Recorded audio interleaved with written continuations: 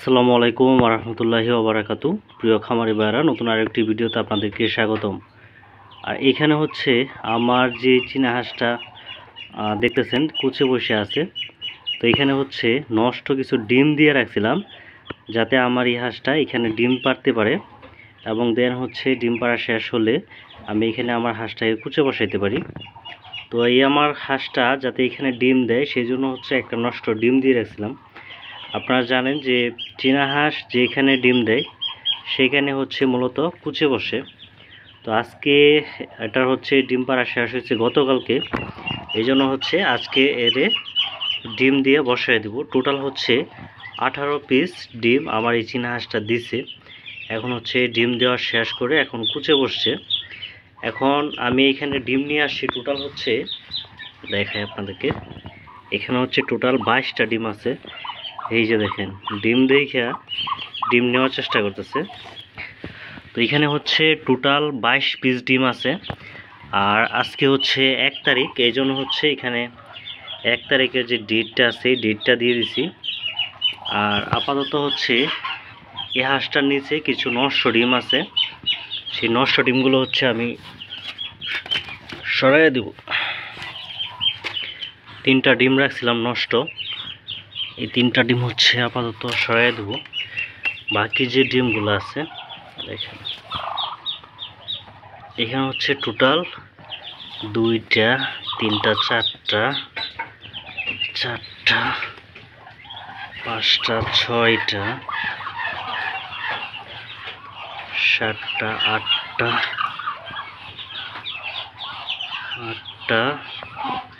2টা 9টা 10টা।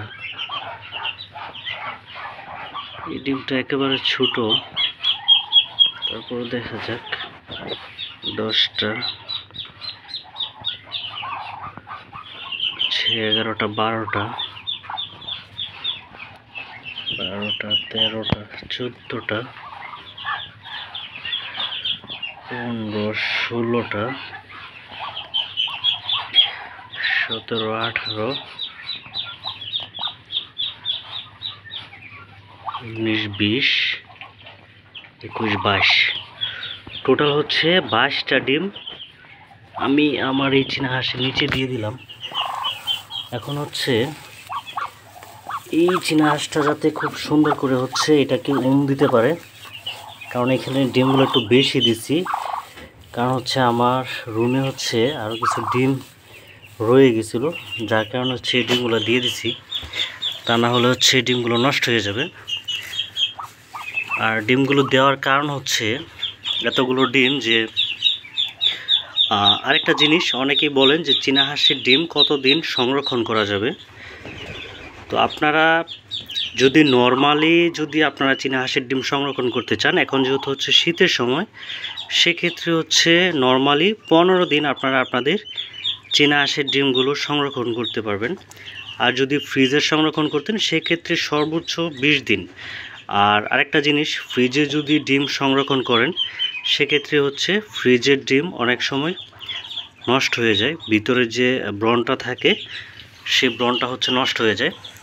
এই জন্য হচ্ছে আমি আপনাদেরকে বলবো যে ফ্রিজে না রেখে নর্মালি হচ্ছে চীনা হাঁসের ডিমগুলো রাখার চেষ্টা করবেন। দেখেন 22 পিস ডিম দিছি, আর বাসাটা হচ্ছে এরকমভাবে এটা তৈরি করে দিছি। দেখেন খুব সুন্দর করে হচ্ছে 22টা ডিম এটার নিচে নিয়ে নিছি।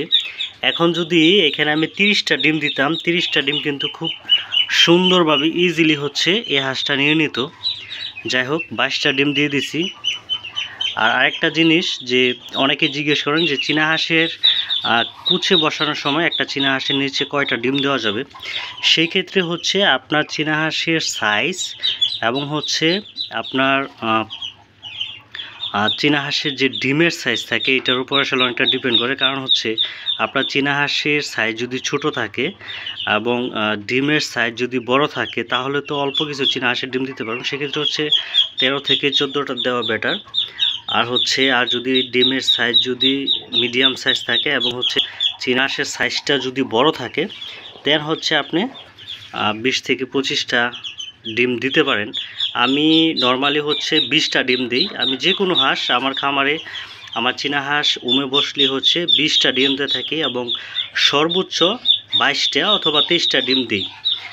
আর এখন এই হাঁসটা মোটামুটি সাইজ ঠিক আছে, এটার নিচে পারফেক্টলি হচ্ছে 25টা ডিম আমি ইজিলি দিতে পারবো।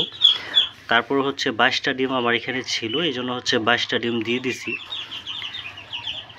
আর আরেকটা জিনিস, আপনারা অবশ্যই আপনাদের চীনা হাঁসগুলো হচ্ছে যেখানে ডিম দেয় সেখানে চীনা হাঁসের ডিমগুলো রেখে দিবেন।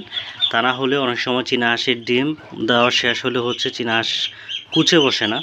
আর চেষ্টা করবেন যে আপনাদের চীনা হাঁসগুলো যাতে এক জায়গায় ডিম দেয় এরকম জায়গা তৈরি করার জন্য। আর অবশ্যই এদেরকে বাসা বানায় দিবেন, আর সেখানে হচ্ছে ডিম রেখে দিবেন, একটা অথবা 2টা ডিম রেখে দিবেন। বাকি যে ডিমগুলো আছে সেই ডিমগুলো হচ্ছে আপনার সংরক্ষণ করে নেবেন।